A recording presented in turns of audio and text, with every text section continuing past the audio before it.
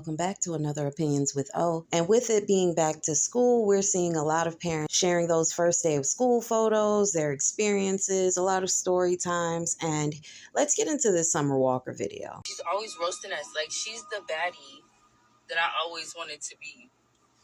She always be telling us to make sure we have our hair done, have our makeup done, have everything done. Like, she's so freaking funny. And if we don't have our done, she'd be side-eyeing us. She'd be like, So I just threw in a robe and a bonnet because I knew I wasn't going to let anyone see me, and the windows are tinted. And so we get in the car. I'm like, you look so pretty. You ready for school? And she said, but are you gonna take that off? And she pointed at my bonnet. She pointed at my head, period. Because don't be outside in that bonnet. I was like, I was like, girl, nobody is finna embarrass you. I'm not going to school. So then she was like, okay. So I'm like, so we pull up to the school, and she look at me again, because now we're getting closer to the drop-off point. She look at me again, and she said, where are you going?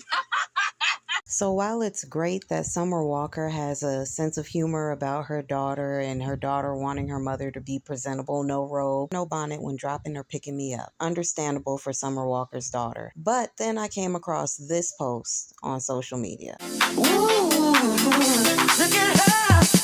She's a bad man pajama. I saw this post on Facebook and I said to myself, you know, there has to be an explanation. Maybe this woman was running late. Maybe she had an appointment that she was getting ready for. Time ran over type of situation. You know, I'm trying to give more grace because, you know, my opinions can be a bit triggering to some people. After seeing this woman in her bathrobe and with her hair wrapped up in a towel, dropping off her 2 young children to school, I couldn't help but to think to myself, what are the comments saying? Well, the comments were actually pretty supportive. Everybody was pretty much in agreement that, look, she's getting them to school. They look healthy. They look clean. They look like they getting there on time. Now, I can't speak on her situation. I don't know the cause. I don't know the reason. Maybe there is no rhyme or reason. Let's be realistic. If it hits day number 2 and we see her like that, what are we going to say? Are we going to say it again? Are we going to give a pass again? We have to stop giving out so many passes, because one pass is a whole pass for some people. Remember when everybody used to get disciplined for one person being bad?